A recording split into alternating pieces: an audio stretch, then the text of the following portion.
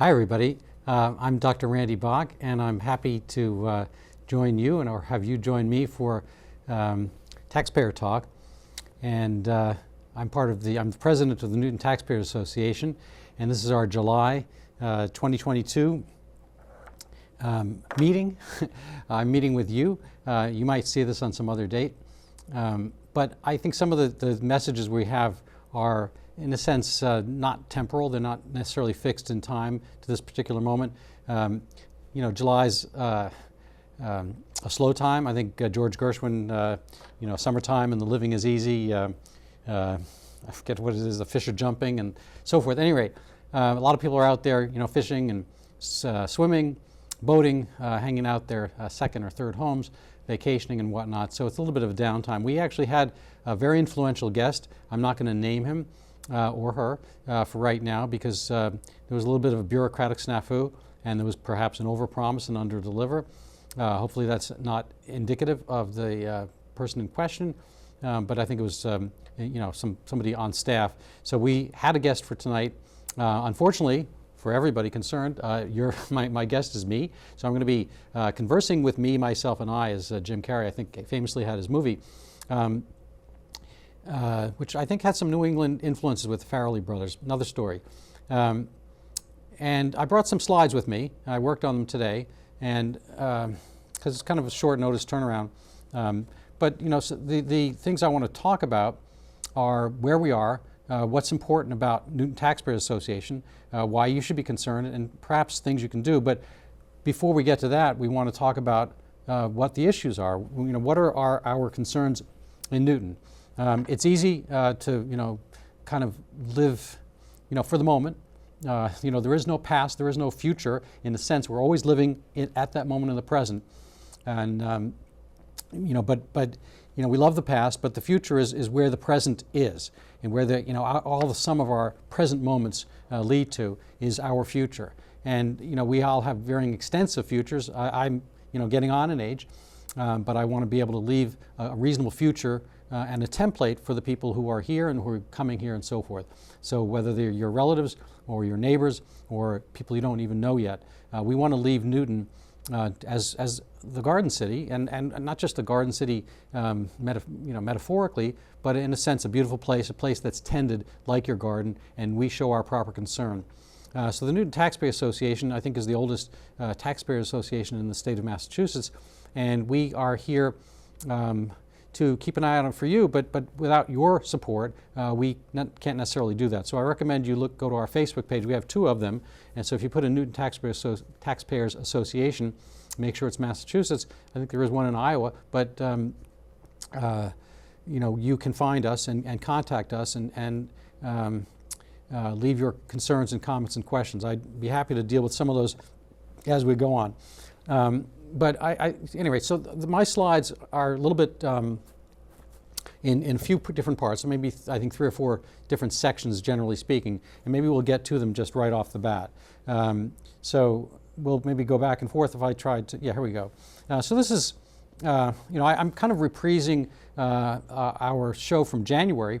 I think I did a solo show as well, and this is the slide. This is updated for the current date of our good old friend coronavirus, and I'm going to maybe use my pointer, the finger I brought here, to show that we're really down in a level of an area of negligible numbers of cases, and those cases, mind you, are Omicron, which if coronavirus originally, let's just get back to me for a second.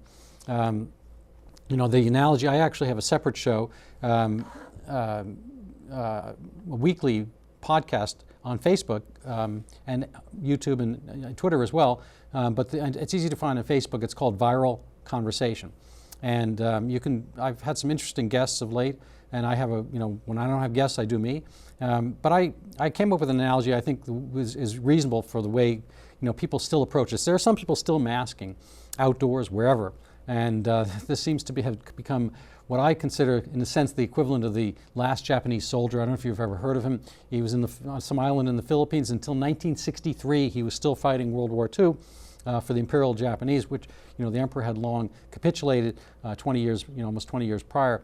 And he was still fighting that war. He was valiant, and he actually went on to a congressional career in Japan once he was rescued and so forth. But he killed a fair number of Philippines individuals, as well as a lot of their livestock he stole and so forth to keep himself alive.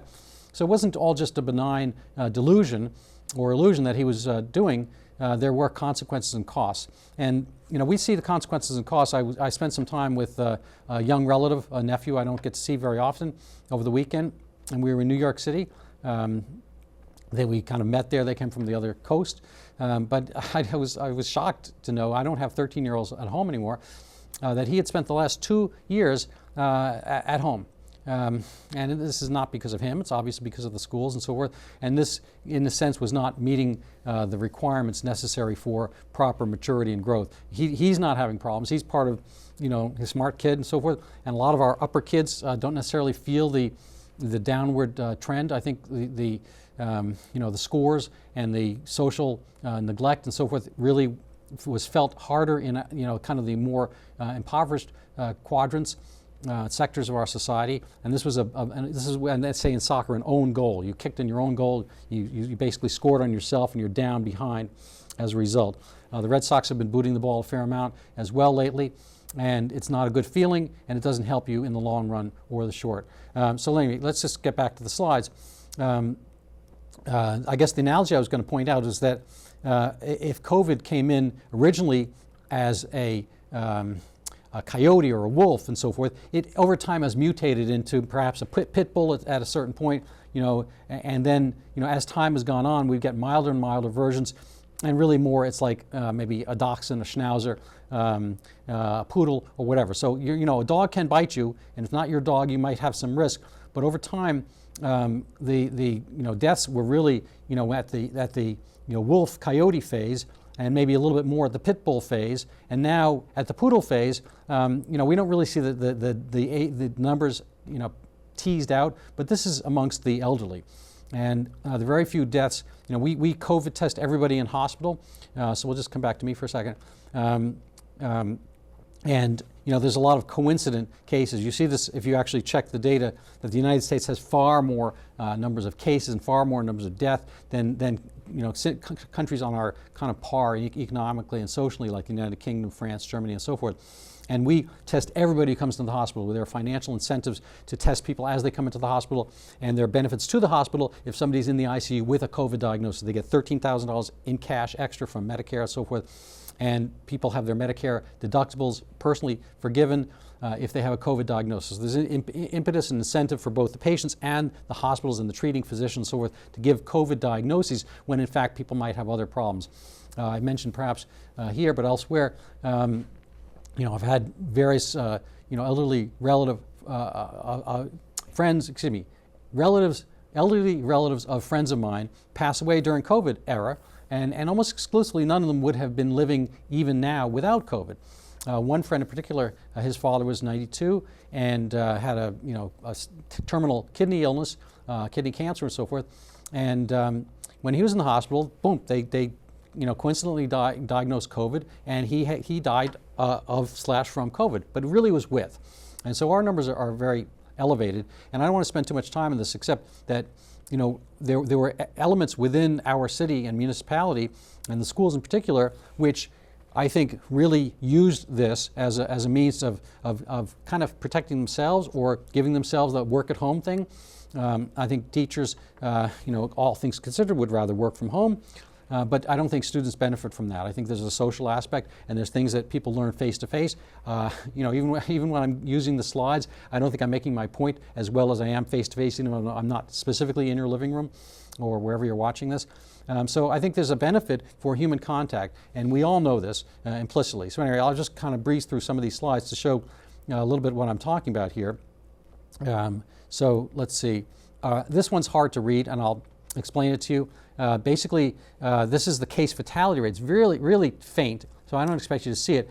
But early on, this kind of marching line here from I'm not going to get it exactly right, from left to right, United Kingdom in this case, that blue line is the case fatality rate decreasing. You can see these little bands. Where are they? Right here. These bands, 40%, 20%. Early on, they thought the case fatality rate was enormous. And because they didn't have many testing, and only severely ill people were tested, those people in the hospital and they're on the death's door, so forth. So the case fatality rate early on in the pandemic was really, really high, and then it went successively down. I made a blow up of this so you can see it a little bit better.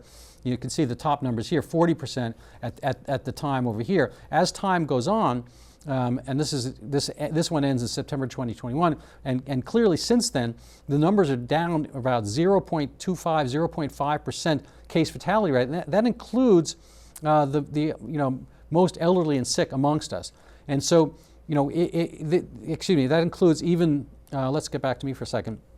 That includes even the early deaths and so forth. So Omicron is so much milder than 0.25% or 0.5% case fatality that it's bringing all the original higher numbers down. So the number of poodle cases we have is basically has brought down the coyote and wolf fatality. I mean, an encounter with a coyote and a wolf is going to have a higher case fatality rate. A pit bull in the middle, dangerous pit bull, not all of them, and then a poodle at the low end. So now we have so many more poodle encounters of cases and so forth. It's pulled the overall average down from all the canine, cases down to very, very low. And so, basically we are having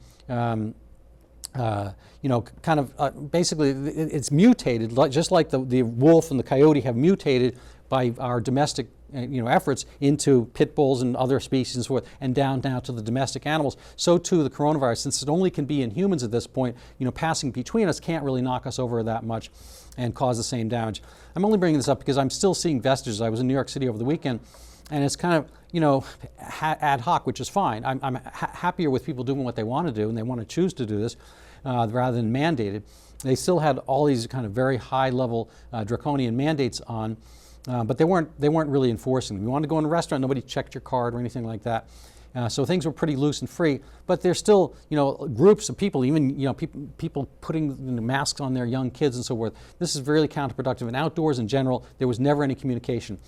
So if you actually want to come see my viral conversation show this week, I have Dr. Gary Sidley from the UK talking about how additional fear was applied by some of the public health. He's more interested in the United Kingdom, but I think the same thing happened here. So that people don't really realize that we're dealing with poodles now. I have people still concerned about Omicron as a physician. Anyway, let's get back to the slides, and I'm maybe going to switch subjects now. So I'm going to talk about a different virus. This is essentially the inflation virus, which we've caught, and we're getting a bad case of it. The home price index in Massachusetts, this is a slide again back from January, has mostly been above the United States average of the last 20 years. It's hard to see this. I'm not going to go into it too much detail. But here is Massachusetts compared to the Rust Belt. You see the top one, the dark one is U.S. average. And here's some Rust Belt states. But Massachusetts has done better than average, and it's done better than the average of these Rust Belt states. We don't want to duplicate in Boston and Newton and so forth what happened to the Rust Belt. I think there might be some recovery in certain of these places over time, but we don't want to be in the same situation as Chicago, Detroit, Cleveland, Flint, and whatnot. We want to be in a better situation. We have to pay attention. What did they do wrong, and what can we do potentially to avoid it? I think a lot of it has to do with how the municipalities handle their finances. And this is from a book, The Fight to Save the Town, Reimagining Discarded America by Michelle Wilde Anderson. And it's a fairly new book. I'm going to let you take a look at this. Perhaps, I don't know if if you can pause on your TV, or if you're watching it online, you can. But basically, in places of declining population, a downward spiral can set in. Local government must raise taxes to keep providing services, but doing so causes even more citizens to leave and potential newcomers to stay away. What happens is that if you try to just kind of keep taxing, you will eventually have the people who can afford to leave will leave, and you'll kind of be left with the residue of people collecting rather than being able to pay taxes. I don't think that's going to be the situation in Newton. We are a suburb, but this can happen in Boston, and we as a suburb attached to Boston can face this problem. Maybe just come back to me for a second. We are noticing in Boston, we always had kind of I forget whose expression it was, and I don't want to get be fried for this analogy, but somebody, political theorist, said, if you had, a lot of politicians wind up in kind of like the hack category. They're machine politics, and they're a little bit crooked. They're on the take. They want to enrich themselves, and then there are other ones who are kind of true believers.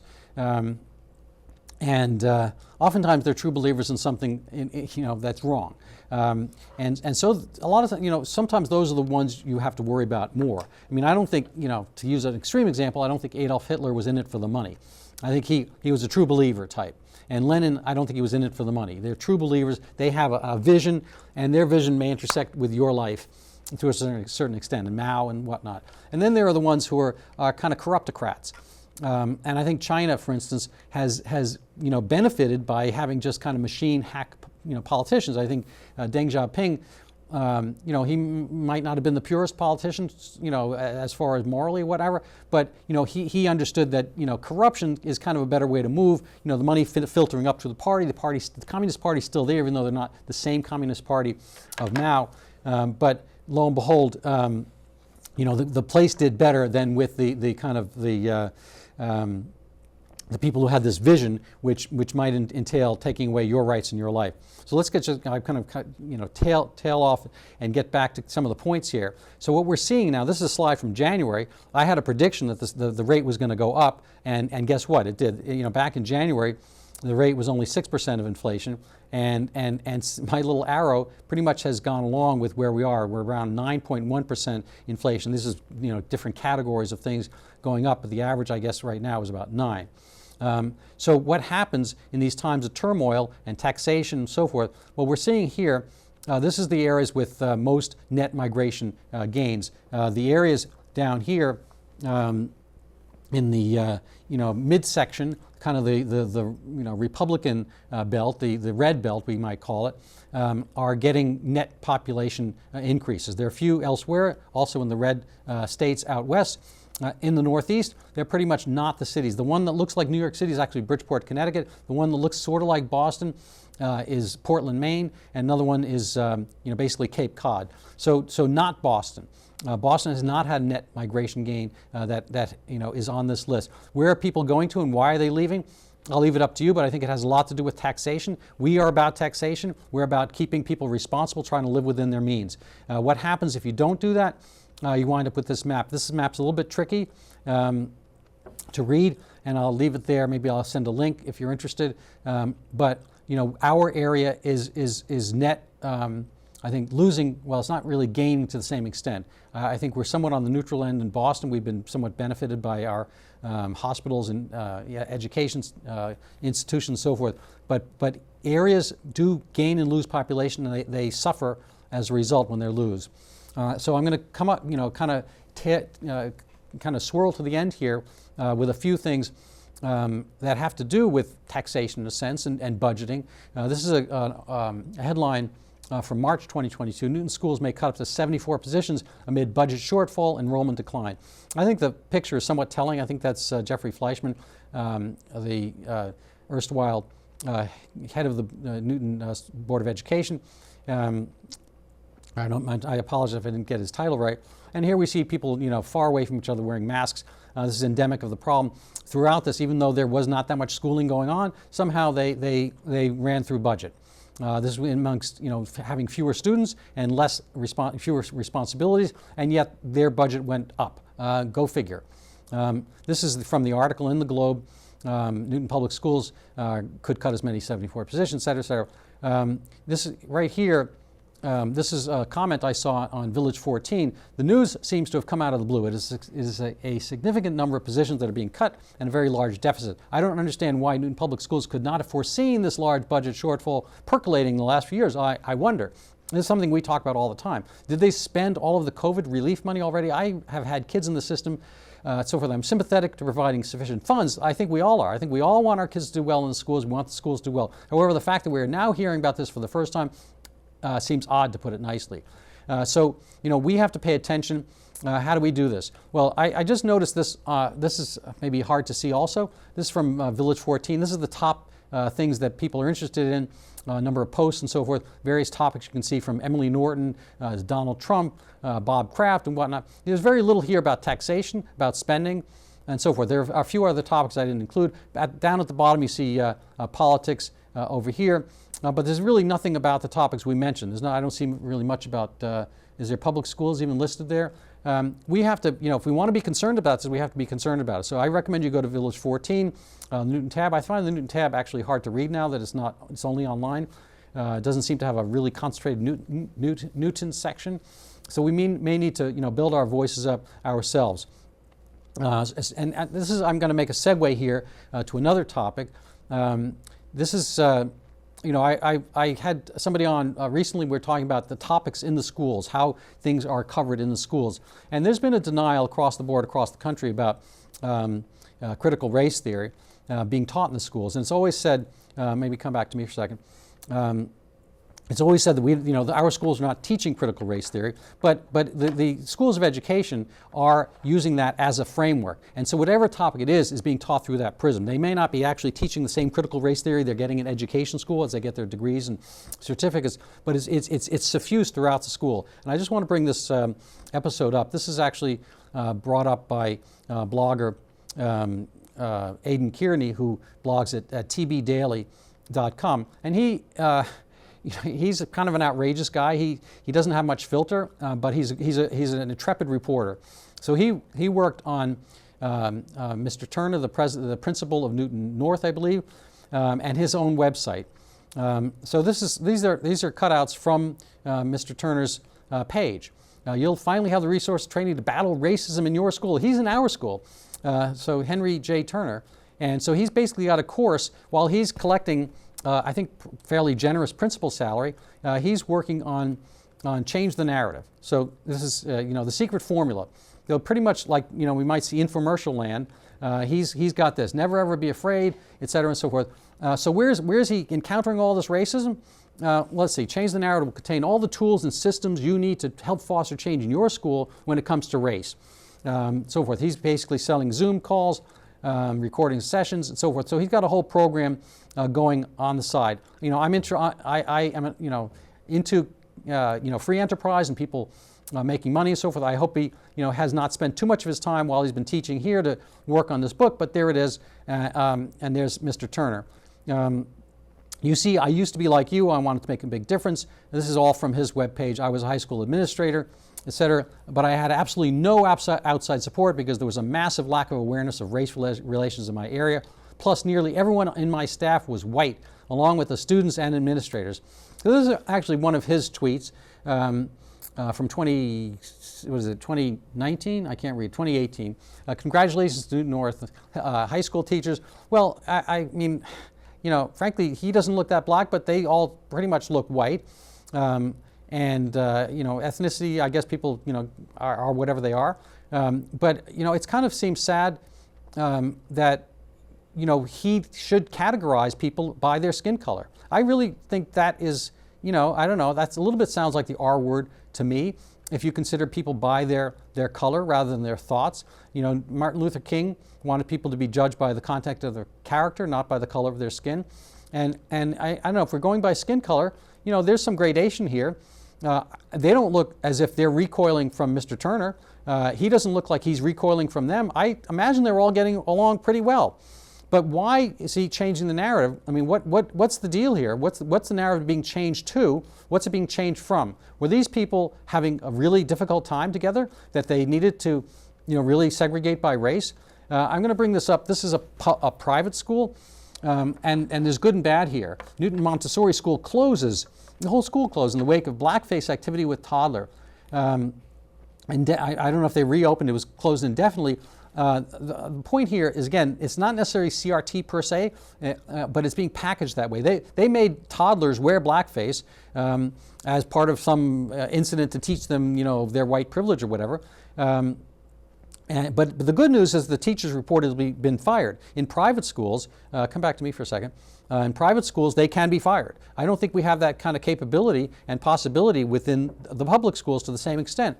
I don't think that we're putting, our middle schoolers and so forth in blackface per se, but if you ask a middle schooler and you ask an elementary school kid, a high schooler, I recommend you do so. I don't be accusatory, but see, get in a conversation, see if you can talk about the things that are going on in the schools, because I think it's really, crucial that we don't have our schools, become quote unquote anti-racist and have essentially, race be the topic all the time, which I think is in a sense its own racism. I think to a certain extent, when just applying a word anti-racist doesn't make it anti-racist. You can have a different kind of racism. You make some people on top, and then the other people are on top. I don't think you necessarily improve things. So I think you have to be very careful about how you do this. Let's see if I have any more slides to come back to. Maybe just come back to this. Yeah. So. These are some resources. This is actually from the City Journal. There's a guy, Christopher Rufo, R-U-F-O, and these are some of his recent articles.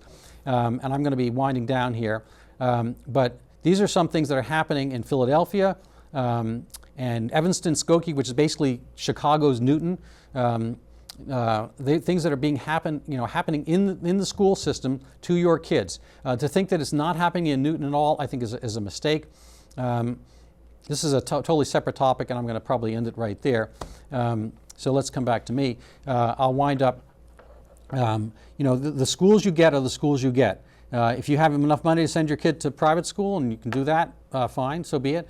But if you're, part of Newton City, you have to find the time and place to make these conversations. We have reasonably accessible city councilors, school committee people, and even the mayor. And they probably will listen, but you have to make yourself heard.